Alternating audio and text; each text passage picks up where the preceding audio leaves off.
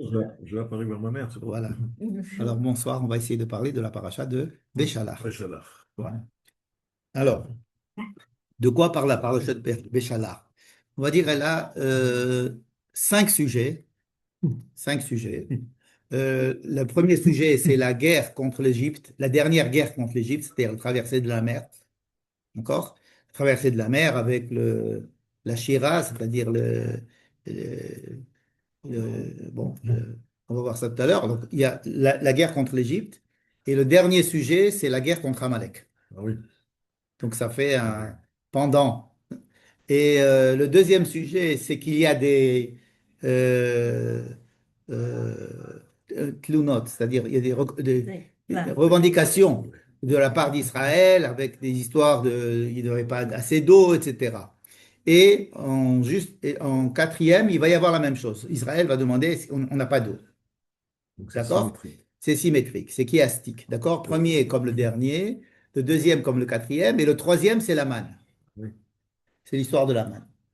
Donc, quand on démontre un système comme ça, en général, c'est pour dire que celui du milieu est très important. C'est-à-dire que tout vient pour essayer d'encadrer celui du milieu. C'est le principe même des, des mivnim chiastim, des structures chiastiques, pour dire que le central, c'est le message important de toute la paracha. Bon.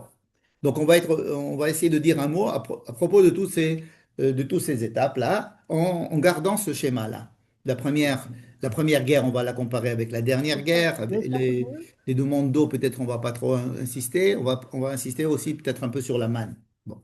Mais avant de commencer la paracha de Béchalar, je voudrais d'abord rappeler des choses que on n'a pas étudiées ici la paracha de la semaine dernière, mais que j'ai développées par ailleurs. C'est le fait que nous, aujourd'hui, nous fêtons la fête de Pessah, comme on dit la fête de Pessah, nous fêtons en fait deux fêtes. Il y a toujours eu deux fêtes. La première fête dure un seul jour, c'est le 14 du mois de Nissan, et c'est ce qu'on appelle Pessah. C'est une fête autour du sacrifice de l'agneau pascal. On le mange le soir. Et ensuite, il y a une deuxième fête, qui est la fête qu'on appelle Chag HaMatzot, qui dure 7 jours, Oui. n'est-ce pas? Cette fête de Chag HaMatzot, elle célèbre la sortie d'Égypte. Le Korban Pessah ne célèbre en rien la sortie d'Égypte. Bah, sans ça, on ne pouvait pas sortir. Non, c'est pas vrai. Bah, ce qu'on a vu la semaine dernière. Sans ça, on allait mourir. Ah, C'est différent. on sortait pas. Ouais, mais c'est-à-dire que le Korban Pessah, tel qu'il est décrit dans la Torah, n'a pas de but, n'a pas comme but de sortir d'Égypte. Et alors, il est concomitant à la sortie d'Égypte. Et quel est le seul but déclaré du Corban Pessah? C'est de pouvoir être épargné lors de la plaie des premiers-nés. C'est tout. Imaginez par exemple que la plaie des premiers-nés ait eu lieu ce soir-là, mais que la sortie ait eu lieu une semaine ou 2 semaines ou 3 mois après. Ils auraient fait le Corban Pessah et c'est tout. Donc, il faut bien comprendre que le Corban Pessah n'a pas, n'a pas comme raison ni comme objectif de sortir d'Égypte. Alors, dans le CDR, il y a quand même l'os qui rappelle le Corban Pessah. Parce que c'est le soir du Corban Pessah. Oui. Parce que Pessah, il faut bien comprendre que le Seder, le soir du Seder, comme tu l'appelles, c'est un soir qui relie la journée du 14 et qui finit le 14 au soir, c'est-à-dire la veille du 15, et on commence la fête des Matzot qui commence ce soir-là. D'accord? Sur le plan du temps, c'est important à bien comprendre. La journée du 14 commence, disons, le matin, à peu près le matin. En fait, c'est après-midi que on peut faire le Corban Pessah. On ne peut le manger que le soir, n'est-ce pas? Vous savez que tout ce qui se passait dans le temple commençait le matin, finissait le soir. Le temps qui est à l'extérieur du temple, c'est-à-dire les temps que nous vivons, nous, à l'extérieur du temple, il commence la veille Oui. et il finit le lendemain au soir, n'est-ce pas? Mais une journée au temple commence le matin au lever du soleil et finit le lendemain au lever du soleil, avant le lever du soleil du lendemain. Ça, c'est le temps du temple. C'est le temps. le temps divin. Tandis que le temps humain, c'est comme nous quand on fait Shabbat, on le commence la veille et on finit. Donc le Korban Pessah, étant donné que c'est un Korban, c'est un sacrifice et qu'il fait partie du monde des sacrifices, donc il commence dans la journée et il finit dans la nuit, à minuit. Vous savez, des fois on dit quand est-ce que on peut manger la ficomane jusqu'à quelle heure, parce que le Korban Pessah pouvait se manger en principe jusqu'au lever du jour, mais les Chachamim nous ont demandé à ce que ce soit fini avant minuit. Donc, ça c'est le Korban Pessah. Mais le Korban Pessah que nous mangeons le soir du Seder, c'est-à-dire, on ne le mange pas maintenant parce qu'on n'a pas de temple, mais on symbolise ça avec un os, ou on raconte que c'est le soir de Pessah, et il ne signifie absolument pas la sortie d'Égypte. Alors, qu'est-ce qu'il signifie? Il signifie le fait que l'on soit délivré de la plaie des premiers-nés. Vous allez me dire, dans ce cas-là, il avait une raison d'être le soir de la sortie, mais une fois qu'on est sorti, pourquoi est-ce qu'on doit refaire ça tous les ans? Pourquoi est-ce que tous les ans, on doit... Attendez, je vais simplement fermer C'est-à-dire, s'il y a le temple, tous les ans, il faut faire le Corban Pessah dans le temple. Oui, tous les ans, on doit faire le Korban Pessah. Le 14 Nissan, bien sûr. Le 14 Nissan, absolument. Mais quelle est sa raison d'être? Puis si on dit que le Corban Pessah, c'est-à-dire le sacrifice de l'agneau pascal dans chaque maison d'Égypte, a permis à sauver les gens de la maison de la mort des premiers-nés, Quand il n'y a plus de risque, il n'y a plus de risque. d'accord? Alors, cela, euh, cela devrait suffire de faire le Corban Pessah le soir de la sortie d'Égypte, et puis c'est tout. Après, il n'y a plus il y a plus il y a plus de Voilà, plaie des premiers-nés. côté le rachat des Les premiers, autres années.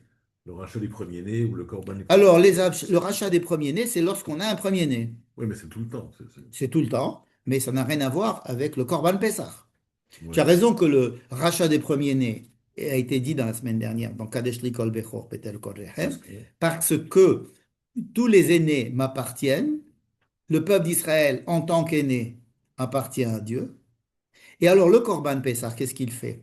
C'est pas simplement une histoire magique que le Corban Pessah, en prenant son sang et en le mettant sur les linteaux et sur le fronton de la porte, il protège, c'est-à-dire il fait que Dieu protège la maison. Pessah, c'est-à-dire que Dieu protège la maison des Juifs. Et donc les autres peuvent, le Mashrit pouvait continuer à tuer les premiers-nés égyptiens, mais là, il a préservé les Juifs. Qu'est-ce que cela? Pourquoi est-ce que le Corban Pessah préserve les Juifs? Alors, vous allez me dire que c'est pour avoir du sang pour le indiquer, comme si Dieu ne sait pas Ouais, où c'est ce ça. qui est juif et qui n'est pas juif. Mais le Corban Pessah, pourquoi? Pourquoi faire un Corban Pessah? À part d'avoir son sang. On pourrait avoir si c'est une question de sang, on pouvait prendre du sang. À quoi sert le Corban Pessah alors? Il sert à relier chaque maison à Dieu. Chaque personne, c'est comme si imaginez une Teudat Zehut, une carte d'identité, que l'on est obligé de renouveler tous les ans. Donc chaque année, on doit aller au Misrad Apnim, c'est-à-dire au ministère de l'Intérieur, et dire voilà, je déclare que je voudrais être israélien encore cette année, et je suis israélien, et voilà, voilà. Et donc tous les ans, il faut le renouveler. Pourquoi? Parce que ça n'est pas évident de faire partie du peuple juif. Donc le Korban Pessah signifie j'appartiens au peuple juif. Et c'est pour ça que l'on fait ça une fois par an. Ça rappelle tous les 7 ans. Pour une fois par an, on est obligé de faire le Corban Pessah pour réaffirmer notre identité juive et le fait qu'on appartient au peuple d'Israël. Le soir de la sortie d'Égypte, le fait d'appartenir au peuple d'Israël et le fait que le peuple d'Israël est le premier-né des peuples auprès de Dieu fait que on est épargné de la plaie des premiers-nés. C'est clair? Cela n'a rien à voir avec la sortie d'Égypte. Il se trouve que ce soir-là, les Égyptiens ont renvoyé le peuple d'Israël. Et ce n'était pas prévu de sortir ce soir-là. Donc, s'il n'était pas prévu de sortir, ils auraient fait quand même le Corban Pessah. Ils devaient faire le Corban Pessah. Même s'ils ne sortaient pas. Si Il est pas, le Corban Pessah, on leur a dit de faire le Corban Pessah, mais sans lien avec la sortie d'Égypte. Non, mais si les genoux n'avaient pas laissé sortir, ils auraient quand même fait le Corban Pessah au On 14. fait le Corban D'accord? Pessah le 14, quoi qu'il arrive. Et Hmm. on ne peut pas dire que les Égyptiens ont été pris au dépourvu. Depuis le 10 du mois, ils avaient déjà pris les agneaux et ils les avaient déjà mis attachés chez eux. Donc tout le monde pouvait savoir ils allaient l'égorger le 14. N'est-ce pas? C'est pas que les Égyptiens ont dit, waouh, vous avez, ouais, c'est prévu, ça fait 5 jours que nous avons prévu la chose. Donc il n'était pas du tout prévu. Dieu n'avait pas dit avant cette soirée. Il n'avait pas dit que au peuple d'Israël qu'il devait sortir ce soir-là. Je me suis rappelé de ma question. J'ai l'impression que les autres plagues, whatever, Clé. plagues, plagues, ils ont prévenu, voilà, ça va arriver, et puis ça Ça arrive. arrive. Il parle, Ouais. le Nil est devenu sang, mais pas. Mais comme Makat Bechorot, oui. Il y a aussi, il y a Je cherchais, c'est T'as cherché. écrit. C'est au début. Alors, c'est dans le chapitre 11. C'est avant les plaies. C'est dans le chapitre 11. euh, Vayomer Moshe, כה אמר Adonai, ככה לעשות הלילה, אני יוצא בתוך מצרים. Donc le chapitre 11, verset 4. D'accord? Ok. Alors, Dieu dit, voilà, Dieu a annoncé que ce soir, Dieu allait tuer tous les premiers-nés. ומת כל בכור בארץ מצרים, מבכור פרעה עד אשר על ומת. כסאו, עד בכור השפחה אשר אכל חיים, וכל בכל בהמה. D'accord? C'est prévu avant. Et il y a un deuxième endroit où ça a été prévu, c'est juste après l'histoire du buisson ardent, Ouais. lorsque Dieu dit à Moïse d'aller chez Pharaon et de lui annoncer la plaie des premiers-nés. Non, mais c'est prévu, mais c'est pas dit, et voilà, le Nil est devenu sang ou quelque chose. Je crois que c'est écrit dans les autres. J'essaie de le lire plusieurs. Qu'est-ce qui n'est Il a pas Là, écrit? levé il les dit, mains, il a Moshe, frappé. il n'y avait pas quelque chose de, et voilà, ou peut-être c'est dans le Haggadah où il parle de pleurs, mais non, j'ai eu l'impression, il a dit, Pharaon a dit, voilà, je ne veux plus voir ton visage, ou quelque chose, c'est la dernière fois. Et après, j'ai l'impression, c'est ce que j'ai lu, j'ai Mhm. compris, et puis ils ont envoyé les peuples à cause d'eux. Mais il y a pas, et Moshe puis, n'a pas levé le bâton ou la main comme oh, ça. Il n'y a rien, pas, non, oh, même, la ils sont Makat tous. Bechorot, il n'y a pas de bâton. Il n'a pas de bateau, mais même ils sont tous, il a tué ou quelque chose. Il a dit oui, tu ne vas plus jamais me voir, et puis il a envoyé le peuple. Alors, Alors c'est chapitre, comme si lié, la sortie d'Égypte était liée avec ça. alors, euh, Vayi bachatzi halayla, je lis, c'est le verset 29. Ok. À minuit, Vadonai, Hika kol bechor be'eretz Mitzrayim. Oui, je l'ai raté. Tu l'as raté, mais c'est pas grave. Tu as encore une Je session. cherchais une fois. Tu peux le relire encore la semaine prochaine. Alors, c'est le chapitre 12, verset 29. Ok. Vadonai, Hika kol bechor be'Mitzrayim, mi bechor paro, hayoshev al kiso, ad bechor hasheli. Exactement, la mise en acte de ce qui avait été annoncé dans le chapitre 11, verset 4, où là-bas il a dit, Vayomer Moshe, voici ce que Dieu a dit. Après, à minuit, Dieu va sortir et il va tuer tous les premiers-nés, depuis le Bechor Paro Yoshev al Kiso, ad Bechor Shifra. C'est la même. Et donc là, il y a l'exécution de la Maca. Ce qui peut avoir fait un petit peu peut-être perdu, c'est parce qu'il y a tout le chapitre 12 au milieu qui parle du Corban Pessah, justement. Mhm. Donc, ça vient comme ça. Mais on en a parlé la semaine dernière. Ouais. Donc, je reviens. Merci. Le Corban Pessah, son but, c'est de dire, tu te relis au peuple juif, tu fais partie du peuple juif qui se relie à Dieu. C'est tout. De ce fait-là, étant donné que je fais partie du peuple juif et le peuple juif se relie à Dieu, à ce moment-là, Dieu me protège. Mais ça peut être la bride, c'est la bride qui fait ça aussi. Hein. La bride, c'est exactement ça. Laquelle c'est bride? La bride Mila. Alors, c'est vrai que ce soir-là, ils ont fait la Brit Mila, mais ce n'est pas écrit dans le texte. Oui, je sais. Mais... La Brit Mila me faisait rentrer, moi, dans le peuple d'Israël. Le Corban Pessah fait rentrer chaque maison, c'était des maisons, c'est pas des personnes qui ont été protégées, c'est des maisonnés, des gens qui se sont réunis dans une maison. Et cette maison a été épargnée de la plaie d'Égypte parce que Dieu a protégé cette maison. Passar. Et pourquoi Dieu a protégé cette maison? Parce qu'il a un intérêt à construire un peuple. Et ce peuple-là, à partir du moment où ce peuple-là est le peuple de Dieu et que lui, c'est le peuple, c'est le Dieu de ce peuple, il y a une relation particulière. Et donc, le Corban Pessah aurait pu s'arrêter là, avec la plaie de la plaie des premiers-nés, et Dieu protège les enfants d'Israël de la plaie des premiers-nés. C'est fini. Et on reste Et on reste en on Égypte. reste en Égypte. Voilà. On reste en Égypte. Il n'y a pas d'autre. Ok.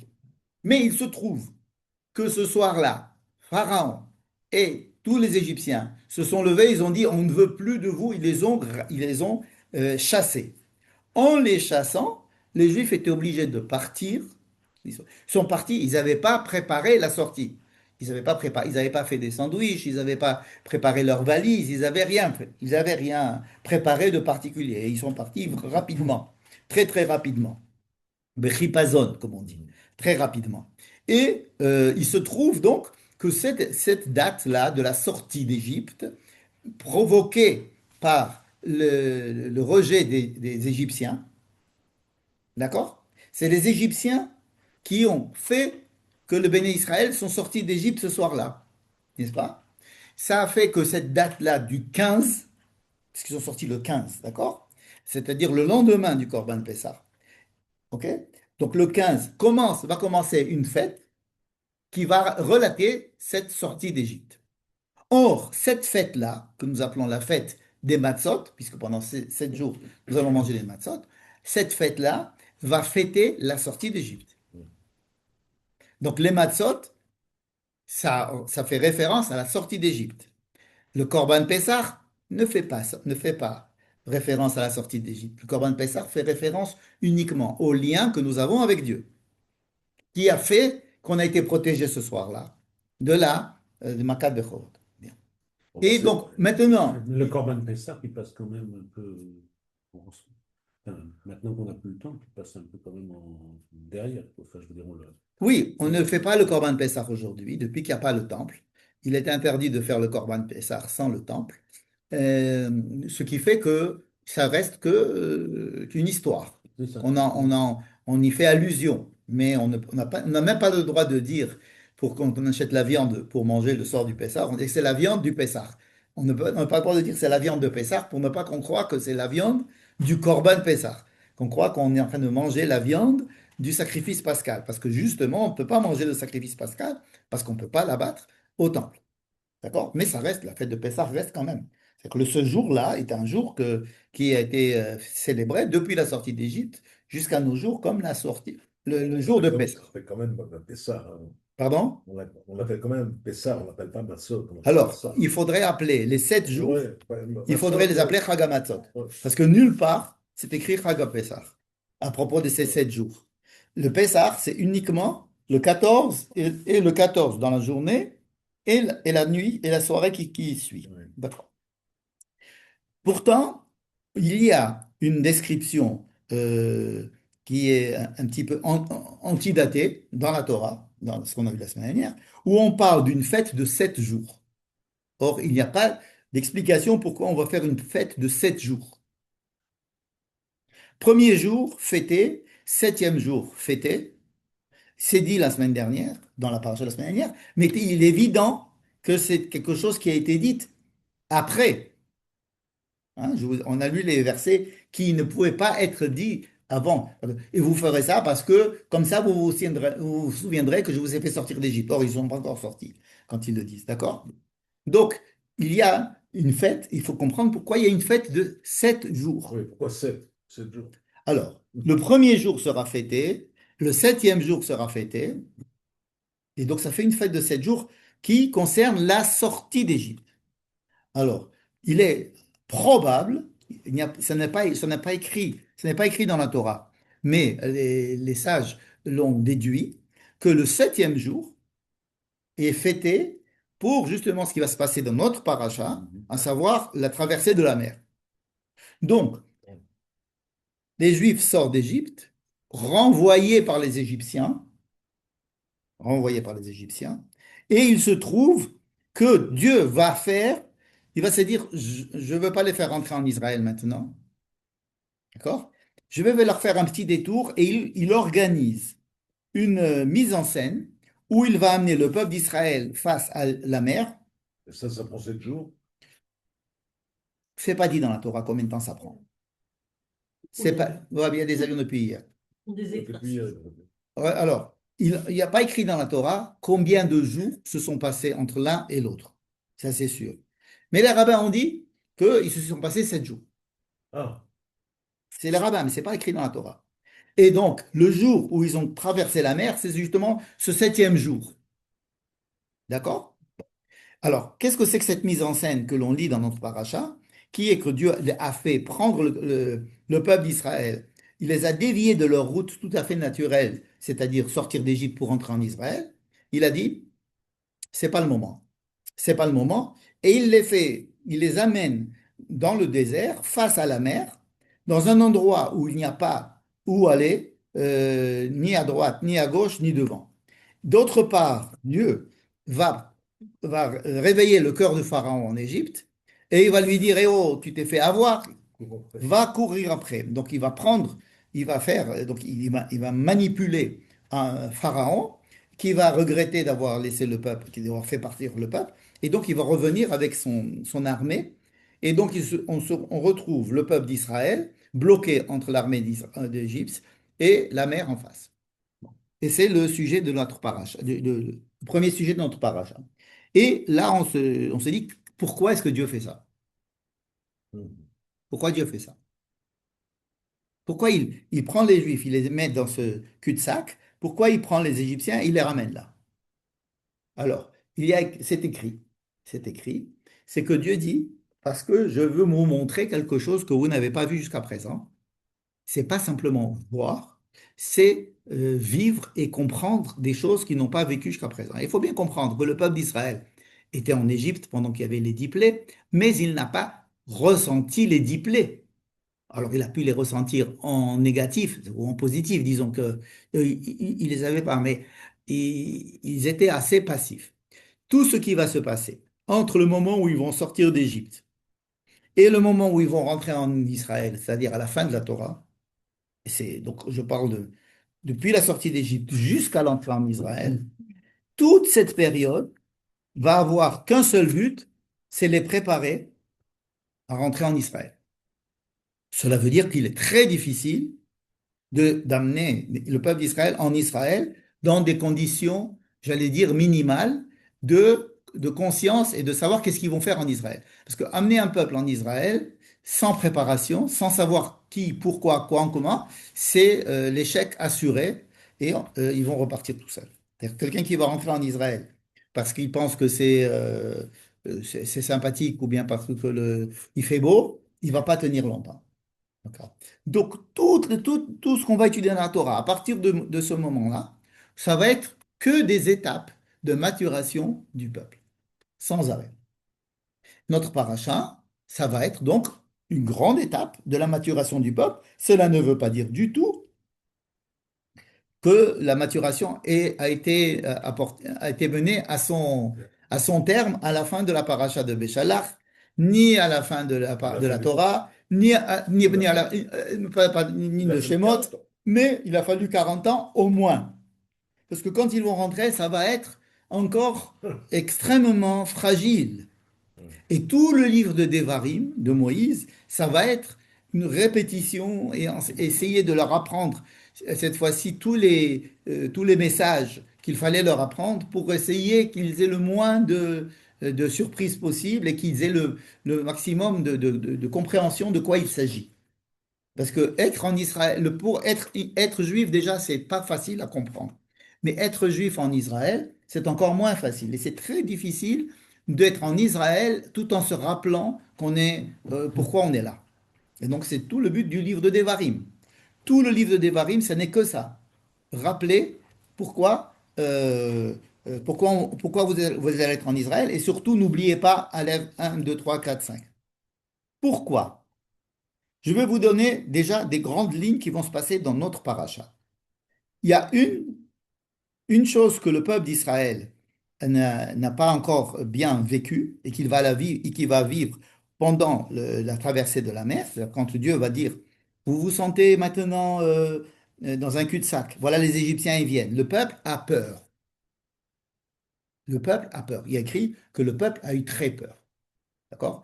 Ils ont très peur. Ça veut dire quoi qu'ils ont peur? Ils ont peur des Égyptiens. S'ils ont peur des Égyptiens, c'est qu'ils ne sont pas encore détachés ils ne sont pas assez mûrs pour pouvoir. Pour eux, quand ils voient un Égyptien, pour eux, c'est voir leur maître. Alors, imaginez un esclave, soit qui se sauve, soit qui profite de quelque chose pour se sauver de chez son maître. Il a toujours dans la tête que c'est son maître. Et quand il Lorsque est- son maître va venir, Oui. le reprendre, il va toujours considérer que c'est son maître. L'un des buts de la traversée de la mer, c'est que après la traversée de la mer, et quand les Égyptiens rentrent dans la mer, et que la mer recouvre tous les Égyptiens, Israël voit que les Égyptiens sont morts. Ils vont voir les cadavres. C'est l'armée, c'est pas les Égyptiens, c'est l'armée égyptienne. Alors, il y a écrit qu'ils ont Veine Mitzraïm, Nosea Ouais. Acharehen, voilà que l'Égypte court derrière eux. Ça veut dire que tu as raison, c'est pas l'Égypte, simplement c'est l'élite de l'armée égyptienne qui arrive. Mais ils ont vu l'Égypte, c'est-à-dire leur représentant de l'Égypte.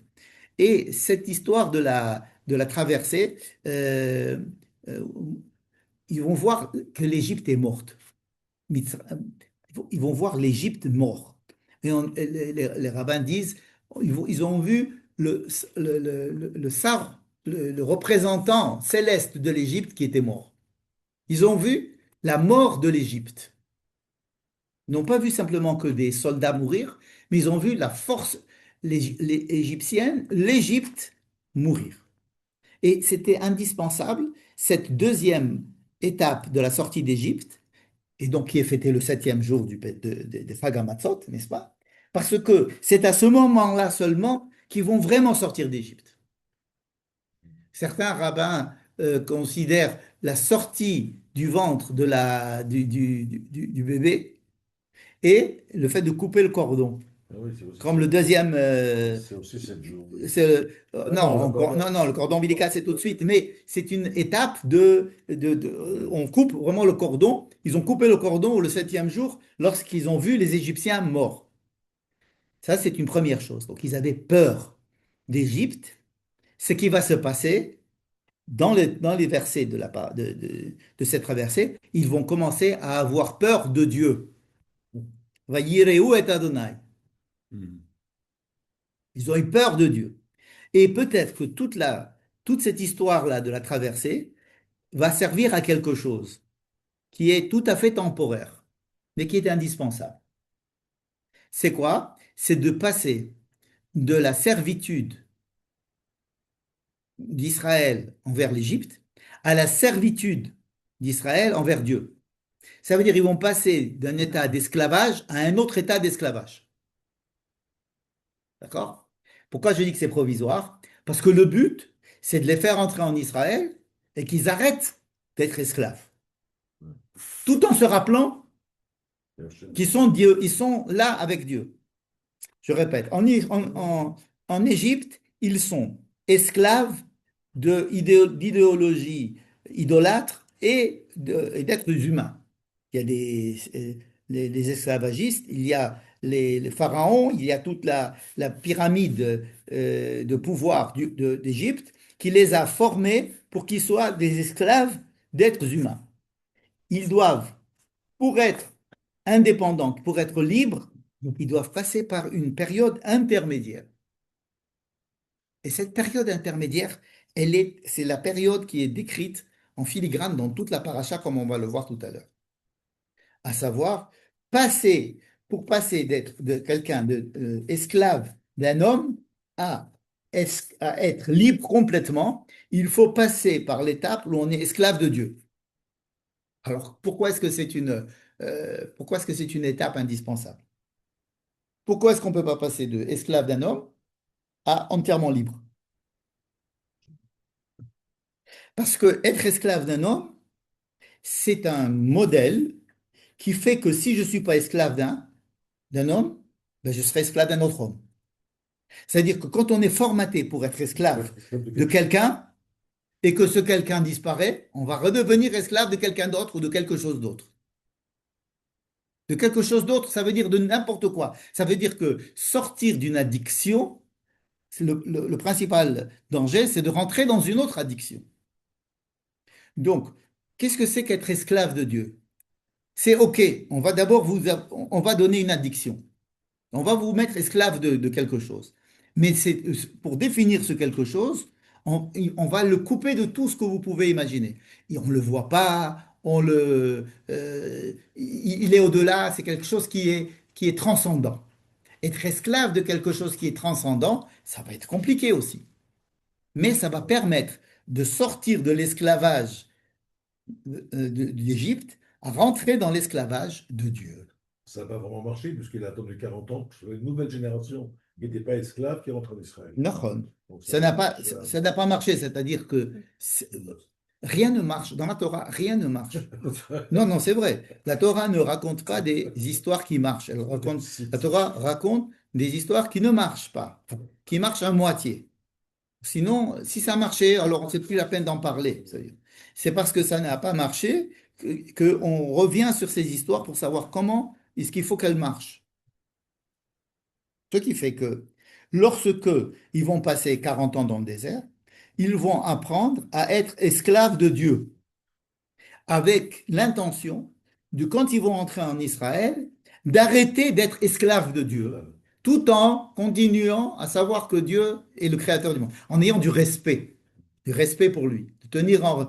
On n'est pas considéré comme des Oved Hashem. Alors, Oved Hashem ou Eved Hashem, Ouais. c'est deux mots différents. Eved Hashem, c'est être esclave de Dieu. C'est la période du désert. Et nous, maintenant, on n'est pas Eved Hashem. En principe, il faut pas Eved. se considérer comme des Havadim de Hachem, mais comme des Bnei Chorim, qui sont Rovdei Hachem. C'est tout à fait Oui. la différence que Moïse va essayer d'inculquer dans le livre de Devarim. Il va dire, bon, je vais vous donner une liberté, mais cette liberté, vous allez tellement, elle va vous tomber dessus comme quelque chose de tout à fait nouveau, que vous allez probablement oublier que c'est Dieu qui vous a créé.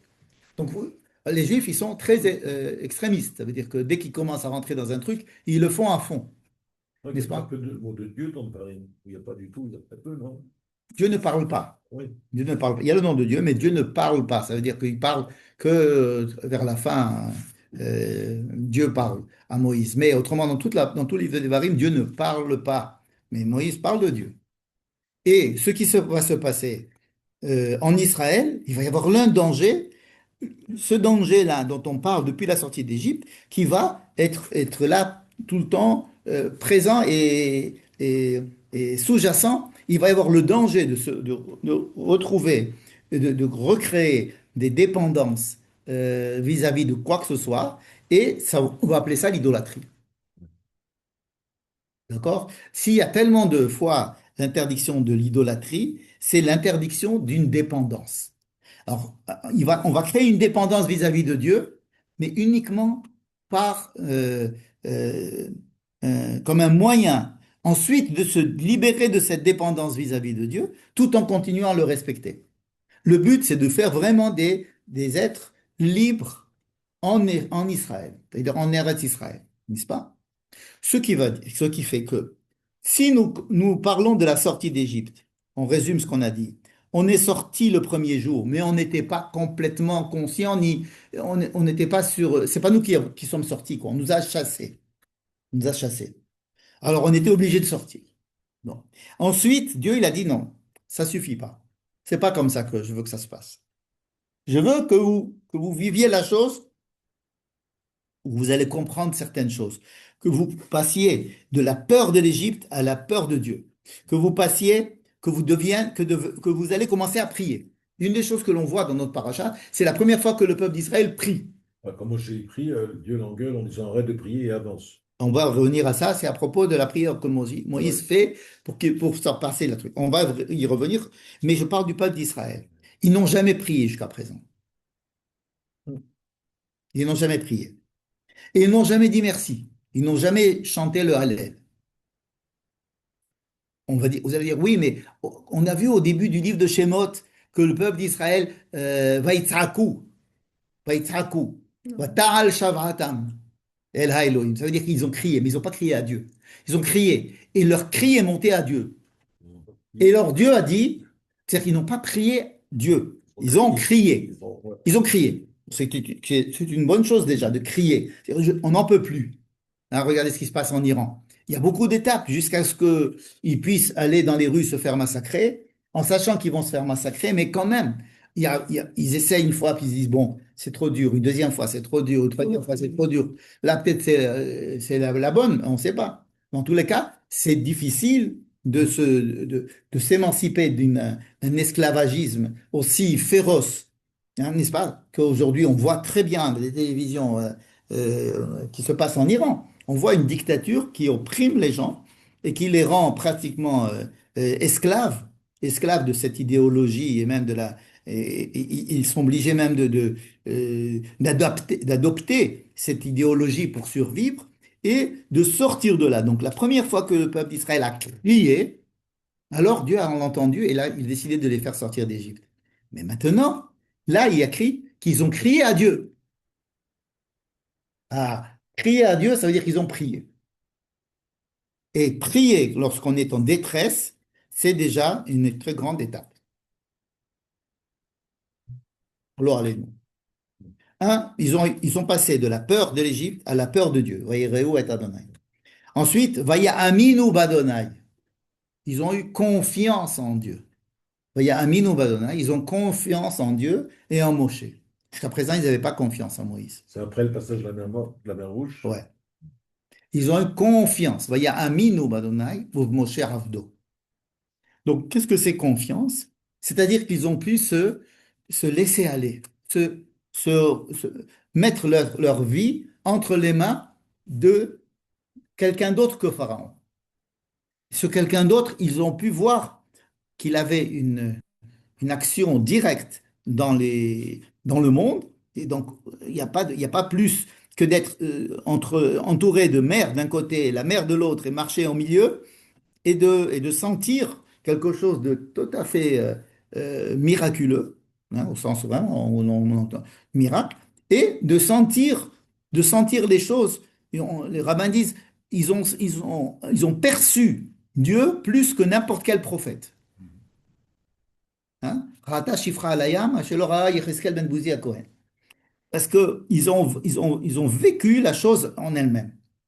Donc là, ils y croient, n'est-ce pas? Par exemple, je me rappelle quand on parlait de la guerre avec l'Iran, on disait ouais, les Tilim, etc. Mais quand on était dans le Miklat et qu'on entendait boum, boum, qui nous envoyait des 300 missiles là-bas, on a senti même si on était protégé par le bunker, on se disait boum. C'est-à-dire, on sent la chose. C'était différent quand on est là et qu'on sent un tremblement de terre. On sent qu'on est déstabilisé complètement. C'est-à-dire, on ne peut plus considérer que nos pieds sont stables sur la terre. Il y a quelque chose qui nous ébranle. Alors, ils ont été complètement ébranlés et ça les a fait sortir de la crainte d'Égypte à la crainte de Dieu. Ça les a fait sortir de l'emprise de l'Égypte en tant que maître, puisqu'ils ont vu l'Égypte morte sur la mer. והנה וירא ישראל את מצרים מת על שפת הים. Ils ont vu Mitzraïm, l'Égypte, hein, je sais pas moi, le drapeau d'Égypte. Ils ont vu l'Égypte mort. Ils n'ont pas vu les Égyptiens morts. Mitzraïm met al sefat hayam. Et ils ont vu, donc il y a eu beaucoup de choses qui se sont passées dans cette traversée. Ils ont commencé à prier et ensuite ils ont fait une shira. Ils ont dit merci. Ils ont fait ce que nous faisons, par exemple, le Hallel, quand on fait le Hallel à Rosh Chodesh pendant les fêtes. Le Hallel est composé on relate la sortie d'Égypte et surtout la traversée de la mer. בצאת ישראל ממצרים, בית יעקב, הייתה יהודה לקודשו, הים ראה וינוס, הירדן יסוב לאחור, הרים רקדו כאלים, גבעות כבני צאן. Tout le Hallel, c'est une compilation des miracles de la sortie d'Égypte. Et c'est là la Shira. Alors pourquoi est-ce qu'on appelle ça sur le Shabbat Shira? Parce que c'est la première fois. C'est la première fois qu'il y a une Shira. Et c'est très important que le peuple d'Israël ait fait une Shira, parce que c'est très important pour chaque personne de reconnaître et de dire merci. Merci, c'est dans le sens où reconnaître ce qu'il a. Par exemple, la première chose que l'on dit quand on se réveille, on se réveille, on sait modé ani. On ne sait même pas ani modé. C'est pas je remercie, c'est remerciant je suis. C'est le temps d'être remerciant, de reconnaître les choses que j'ai reçues, Et donc, toute cette histoire de la Hoda'a, c'est extrêmement important. C'est pour ça que Yehuda, le quatrième enfant qui va avoir la Malchut, c'est-à-dire la royauté, il est appelé du nom de la Hoda'a. Hoda'a, c'est-à-dire reconnaître et remercier. Ça, c'est la Shira, n'est-ce pas? Donc, les rabbins disent que ce septième jour que nous fêtons dans le Chag HaMatzot, c'est justement la traversée de la mer. Et donc, tous les 7 jours, c'est une période qui commence par le renvoi d'Égypte au fait que l'on voit l'Égypte mort et que on reconnaît qu'on est maintenant, on passe de la peur des pharaons et on rentre maintenant sous le joug de Dieu. À partir du moment où on a vu que c'était Dieu qui avait la possibilité de nous tuer, parce que si on passe dans la mer et qu'il y a la mer là et la mer là, donc on est en sursis, c'est comme une épée de Damoclès. Il y a deux épées de Damoclès qui sont là. Et donc on voit qu'on passe et qu'en passant, on voit que les Égyptiens sont engloutis. Donc ça c'est on dit qu'il y a eu 5 fois plus de plaies, vous vous rappelez, dans la Haggadah, on compte, il y a eu 5 fois plus de plaies. C'est encore plus important, c'est un seul événement, mais il est 5 fois plus important que les 10 autres plaies d'Égypte. Parce qu'on l'a vu vraiment. D'accord? Donc ça, c'est ce qu'on pouvait dire à propos de la traversée de la mer. Mais il nous reste un problème, celui que tu as dit tout à l'heure. C'est que Moïse, qui se met à prier à Dieu, Dieu lui dit, euh, arrête de pleurer, arrête de prier. D'accord? Ma titzrak elai, daber et bnei Israël ve'issaou. C'est pas le moment de prier, allez-y. D'accord? Et une autre phrase qui va être dite, Adonai yillachem lachem ve'atem tacharishuy. Dieu fait la guerre et vous, taisez-vous. Hmm. Alors, ça peut être interprété de plusieurs manières, mais ce qui est encore plus intéressant, c'est de comparer justement cette guerre avec l'Égypte, cette confrontation avec l'Égypte, hein, qui a bien fini, avec le fait que dans notre paracha, on nous raconte une autre confrontation avec un autre antisémite de notre genre qui est Amalek, et qui vient détruire, qui vient anéantir le peuple d'Israël, n'est-ce pas? Sa volonté, c'est uniquement d'anéantir le peuple d'Israël. Israël est encore dans le désert. Il n'y a pas c'est pas des conquérants de la Palestine, et c'est pas hein, ils n'ont pas tué le Dieu Jésus, rien. Et pourtant, Amalek vient et veut les détruire. Donc, ça, on définit bien Amalek et qui vient détruire Israël. Et pendant cette guerre-là, il va y avoir une vraie guerre. Ça veut dire Moïse va demander à Josué d'aller fabriquer tout de suite une armée et de sortir en guerre contre Amalek. Oui, vraiment ça. Et là, ils vont se battre. Non seulement ils se battent, mais Dieu n'intervient pas. Ouais. Ça veut dire qu'il n'y a pas écrit Dieu sera avec vous ou bien Dieu a fait que Israël a gagné la guerre. C'est que l'absence de Dieu est criante, surtout lorsque l'on se rappelle le début de la paracha où c'était Dieu qui faisait tout et vous ne faites rien. On a ici c'est pas simplement le début et la fin de la paracha, mais c'est comme en miroir deux événements qui sont contraires l'un de l'autre, complètement. Dans l'un, on dit Dieu, il va tout faire, vous, vous faites rien. Dans l'autre, on dit Dieu, on n'a même pas, Dieu, il n'a rien dit. C'est Moïse qui décide, qui nomme Josué, c'est Josué qui fabrique une armée et ils font la guerre. Et une guerre qui ne va pas être très. Ils vont pas gagner la guerre. Enfin, ils vont affaiblir. Ils vont affaiblir Amalek. Amalek va partir, va fuir. Mais ils n'ont pas exterminé Amalek. Hein. Pour exterminer Amalek, il va falloir attendre la fin des temps. C'est une des missions de ce qu'on appelle le Mashiach, d'anéantir Amalek. C'est qu'après l'anéantissement d'Amalek, on sera débarrassé complètement de Amalek, de tout ce qui peut représenter Amalek. Donc, on peut se poser la question. Et qu'est-ce qu'il faut? Il faut faire les guerres selon le premier mode ou le deuxième ou le dernier mode? Vous comprenez la question? Le dernier mot, on est sûr que Dieu, il nous aide quand même. Oui, alors on peut faire effectivement, on peut prendre un truc au milieu, n'est-ce pas? Alors, C'est ce qui se passe quand même avec Moshe, qui alors, vient qu'est-ce que d'être fait? soutenu par un Oui, pauvre. Alors, voyons, rentrons dans ce détail-là, justement. oui. Moshe, Moïse, il reçoit Josué qui vient de lui dire, écoute, il y a Amalek qui est arrivé, ils sont en train de nous... Il lui dit, bon, je vais monter sur la montagne. Quelle montagne? Le Sinaï. Mm. Ah bon? Ah, déjà? Il monte au Sinaï. Ils sont déjà arrivés là-bas? Lui, en tous les cas, lui, il est là-bas. Pourquoi il est là-bas? Parce que l'épisode d'avant, c'est que Israël avait besoin d'eau. Ah oui. Mm. Hein. Comme je rappelle les cinq sujets. Le deuxième sujet, c'est qu'Israël va avoir besoin d'eau. Et le quatrième sujet, c'est qu'Israël a besoin d'eau. Hein, vous vous rappelez? Guerre contre l'Égypte, guerre contre Amalek. On a besoin d'eau, on a besoin d'eau. Et au milieu, la manne. N'est-ce pas? Alors maintenant, on est dans le quatrième. Le quatrième, ils avaient besoin d'eau. Qu'est-ce que fait Moïse? Il monte sur la montagne. Quelle montagne? Le Sinaï. Il va au Sinaï. Il frappe sur un rocher au mont Sinaï. C'est de ce rocher que va sortir de l'eau, mais une eau assez abondante pour fabriquer un fleuve qui va aller jusqu'à Rephidim, où se trouve le peuple. D'accord. Et donc le peuple d'Israël va boire de cette eau qui vient du Sinaï. Et à partir de ce moment-là, il y aura toujours de l'eau qui coulera du Sinaï vers cet endroit-là. Et même quand il y aura le don de la Torah, il y aura encore cette eau qui coulera.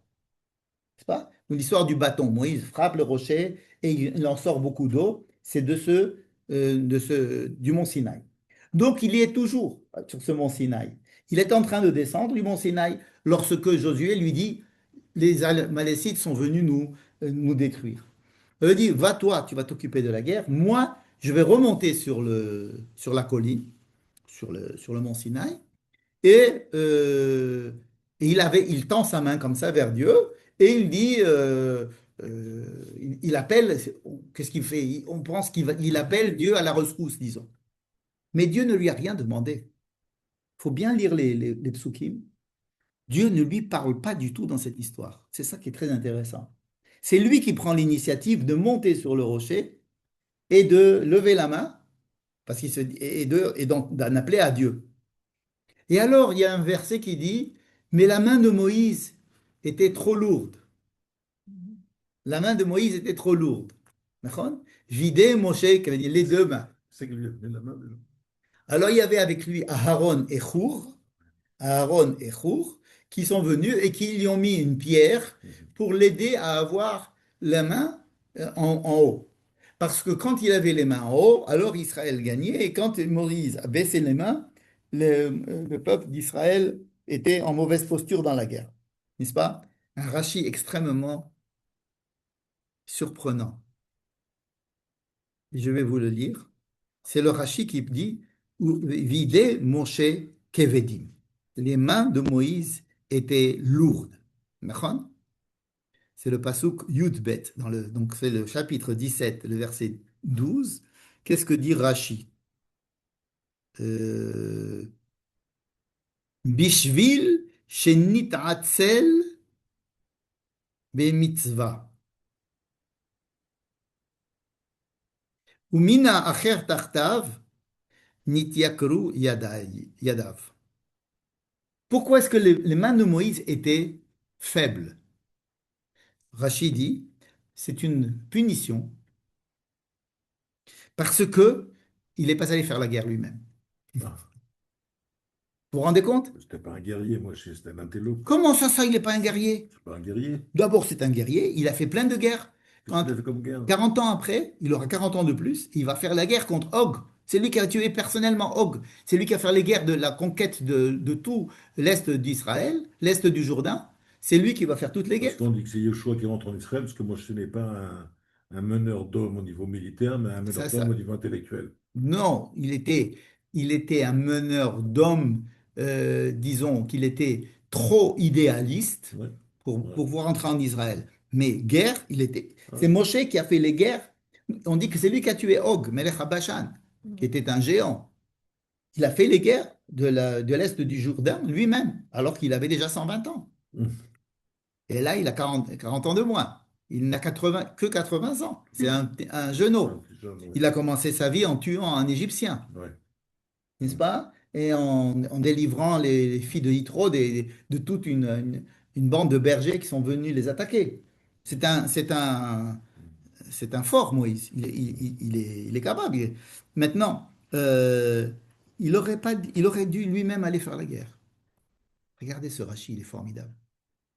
Et le fait qu'il ait décidé lui-même qu'il fallait aller prier au-dessus de la montagne avec un bâton, ça lui, en tous les cas, Rachid, il lui dit, enfin, il le prend ça du Midrash, il n'a pas inventé Rachid, mais le fait qu'il ait choisi ce Midrash et qu'il en parle, en disant, Vide Moshe Kevedim, Biglal Shenidrashel ou Minam Misheu Acher Tartav, parce qu'il aurait dû faire la guerre lui-même.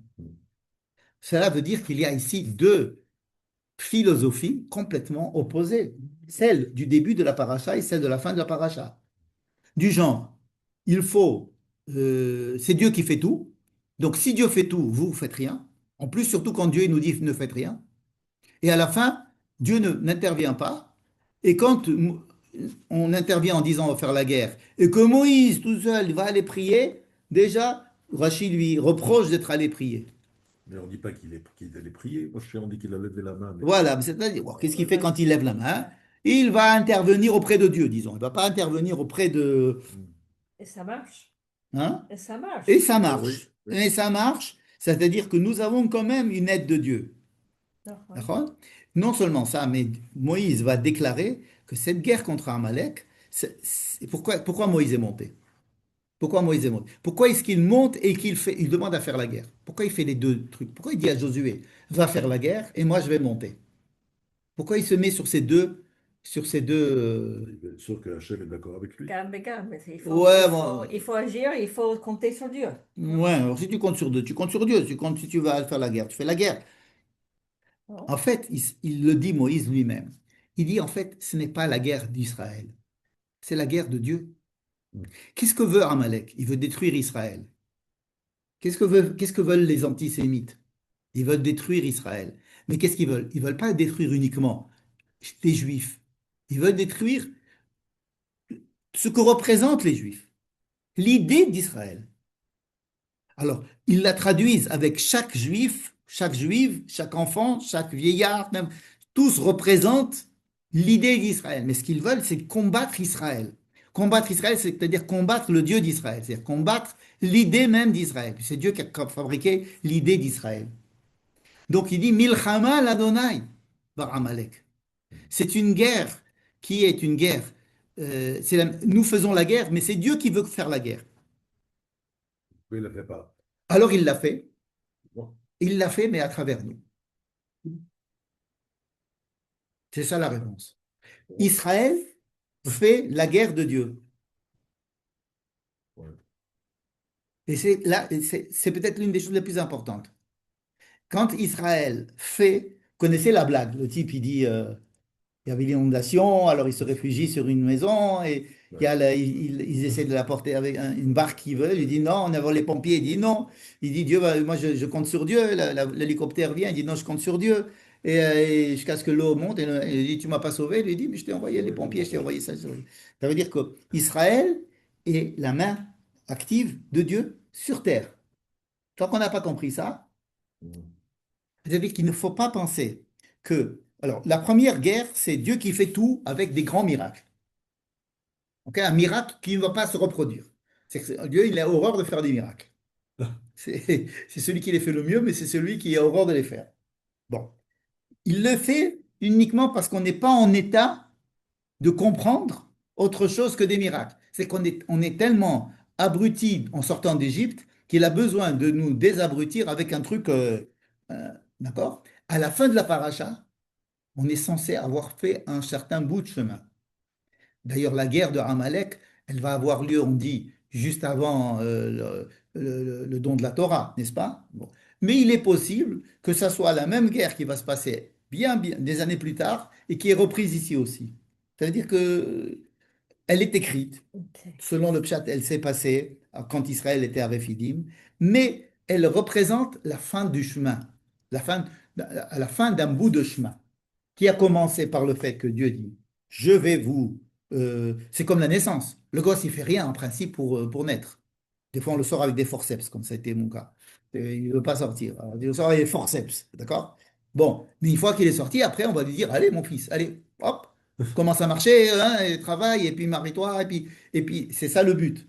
Donc, le but, c'est de passer de la guerre avec l'Égypte à la guerre contre Amalek, en disant que la guerre contre Amalek, c'est la guerre de Dieu, beaucoup plus que la traversée de la mer. La traversée de la mer, elle a été faite pour sauver le peuple d'Israël.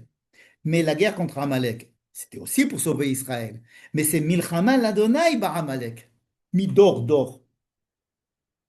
Israël fait la guerre pour Dieu.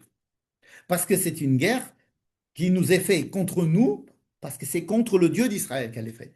Et en tant que du fait, parce que nous représentons Dieu et nous représentons le mot Israël ou le guet d'Israël ou le projet d'Israël, alors on veut nous exterminer. En tous les cas, c'est le but de Amalek. Ce qui fait que vraiment notre paracha est entre deux guerres, mais elle montre le chemin, l'énorme chemin que nous devons euh, faire entre une naissance où on est complètement passif, où il se passe des choses pour nous impressionner et pour qu'on change de paradigme entre le fait d'être les esclaves de Pharaon pour devenir les esclaves de Dieu, mais ce n'est que le début du chemin. La fin du chemin, elle est censée être celle que nous allons prendre les armes pour faire la guerre de Dieu. Et c'est pour ça que Rachi dit, Moïse, il n'avait pas à monter sur la montagne pour prier. Il devait faire la guerre lui-même et pas déléguer ça à Josué. Alors, par respect pour Moïse, on dit, bon, d'accord, ça marche aussi. Mais il avait du mal. Pourquoi est-ce que la main elle était lourde?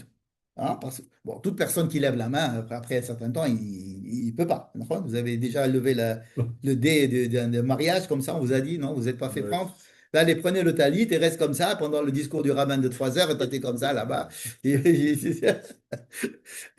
tu peux rien dire. Parce que, bon. Et donc, l'idée Moshe qui avait dit, on nous a jamais dit que les difficultés que Moïse avait à lever la main. Alors, il a levé la main plein de fois. Et pourquoi là on parle? Parce que Rachid, il tombe sur lui, il lui dit, il n'aurait pas dû le faire. Il n'aurait pas dû le faire parce que c'était le moment de faire la guerre. Et quand on fait la guerre, on fait la guerre. On ne va pas prier. D'accord? Donc, c'est de passer de l'un à l'autre.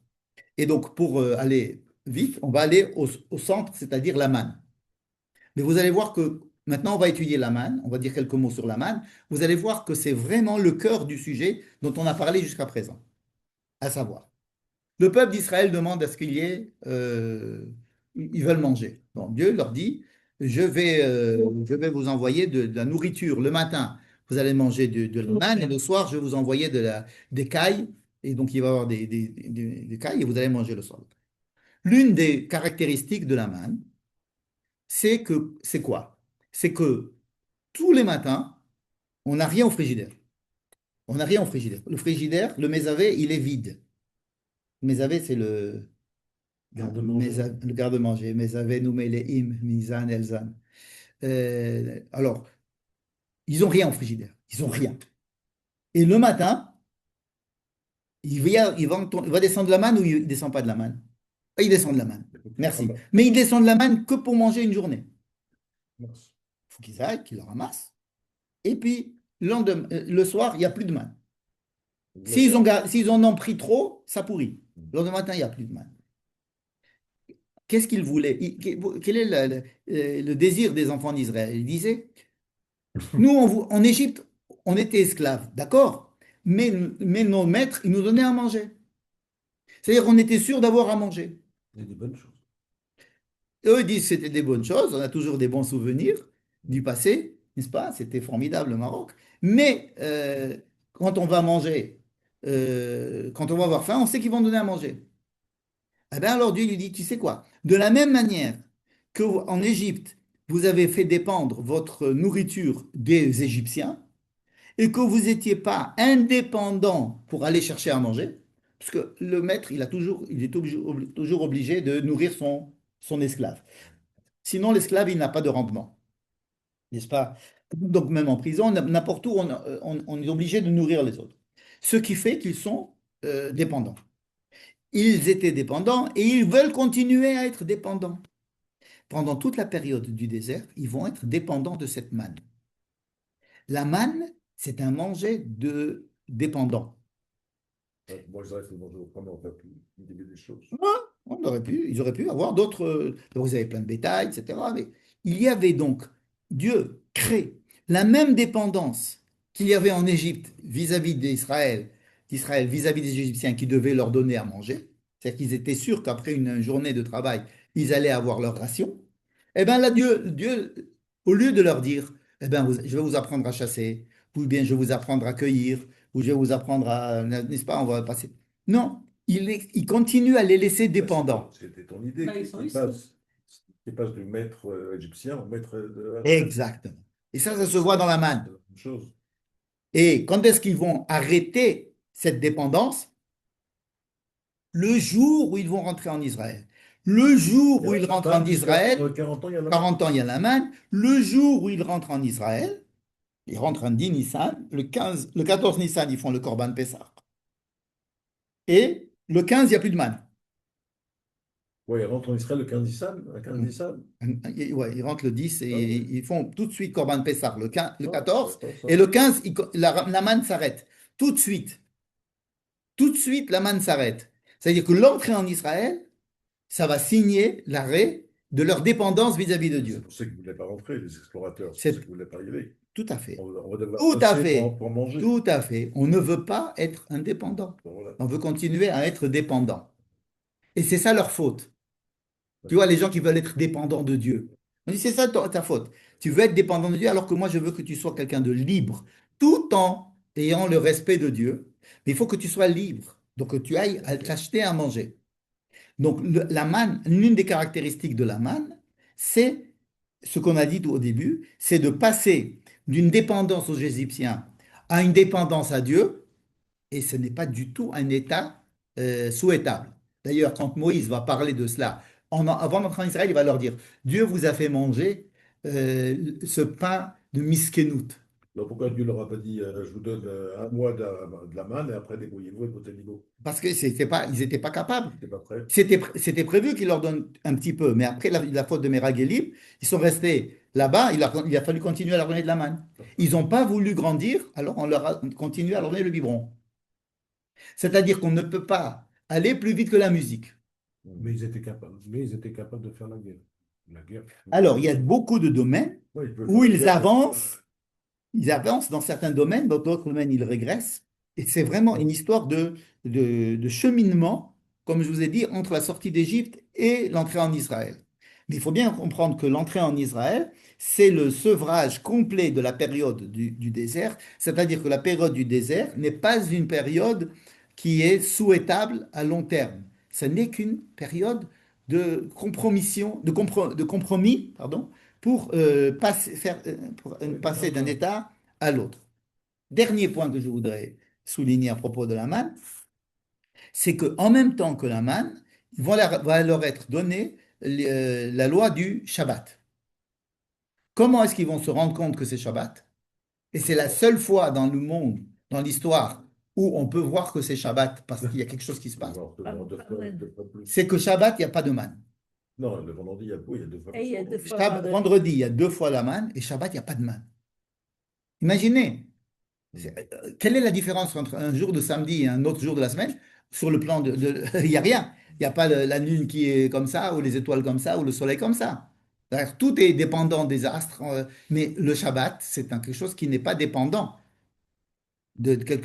Or là, Dieu va faire qu'ils vont sentir le Shabbat en tant que manifestation divine.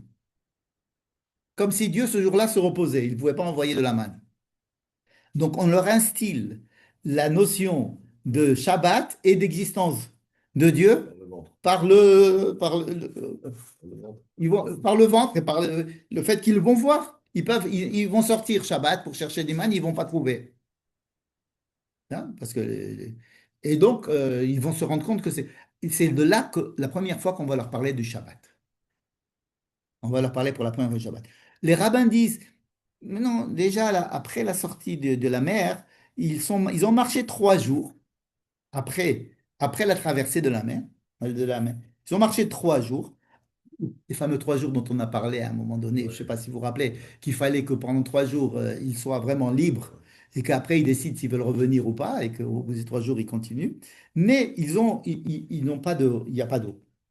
Et alors, à ce moment-là, Dieu leur donne, alors, il leur donne un Chok u'Mishpat Vesham Nisav. Les rabbins disent à ce moment-là, il leur a donné Shabbat, il leur a donné la mitzvah de Para Aduma, la vache rousse, et il leur a donné des dinim, c'est-à-dire la mitzvah de faire des tribunaux et d'essayer de réguler Comment est-ce que les rabbins ils ont trouvé ça? D'où ils savent ça? C'est pas écrit. Ils s'appuient sur certains versets plus loin, dans ce qui a été écrit dans Zachor et Yom Shabbat, dans les 10 commandements. Bon. Mais le Mea Shiloach, on va finir comme ça, il dit quelque chose euh, d'assez joli, il me semble. Ils ont tellement vécu des choses extraordinaires depuis la sortie d'Égypte, même avant, avec les plaies. Ils ont vécu, ils étaient en high, en permanence en high. Ils ont vu la sortie des. Ils vont, la mer qui s'ouvre, la mer qui se referme. Non. Ils ont marché 3 jours, il ne se passe rien.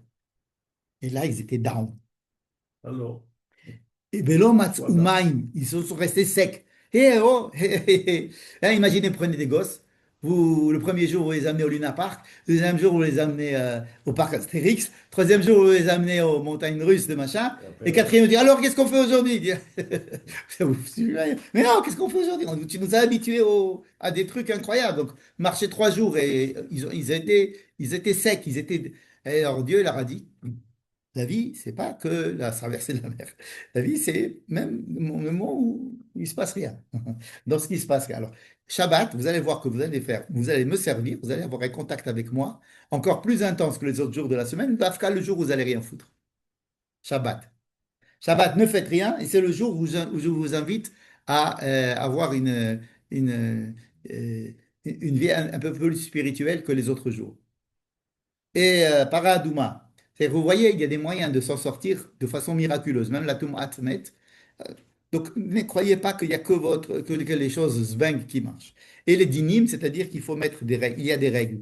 Vous allez apprendre à mettre des règles dans votre vie. Vous allez avoir un certain ronron, une certaine routine. Et dans la routine, vous allez trouver qu'il y a beaucoup de choses bonnes dans la routine.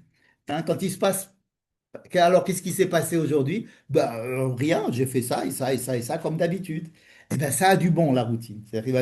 C'est ça, Chok u'Mishpat Vesham Nisao.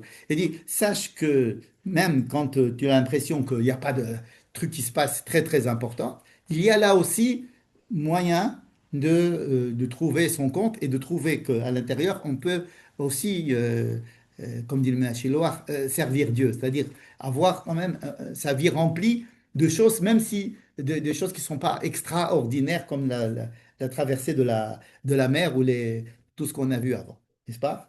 Donc voilà. Et donc, c'est pour ça que je disais que Shabbat, c'est pas la première fois peut-être, selon les rabbins, ça a été déjà donné à Mara. Mais dans les textes, c'est la première fois que Dieu s'adresse à un homme en lui parlant de Shabbat. On a vu quand il a créé le monde, il a fait Shabbat, mais qu'il s'adresse à des hommes pour leur dire il faut faire Shabbat. Hein, vous ne devez pas sortir de chez vous parce que c'est Shabbat. Et non seulement ça, mais je vais vous montrer Shabbat parce que moi, je vais faire Shabbat. Dieu, il fait Shabbat. Mhm. Et donc, vous allez sentir la présence de Dieu dans votre quotidien. Vous allez sentir que c'est Shabbat.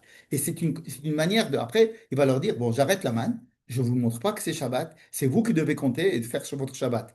C'est que la venue en Israël, faire Shabbat en Israël, ça n'est pas aussi facile que de le faire dans le désert. Parce que dans le désert, c'est Shabbat de toutes les façons. Comme la nuit, c'est la nuit et le jour, c'est le jour.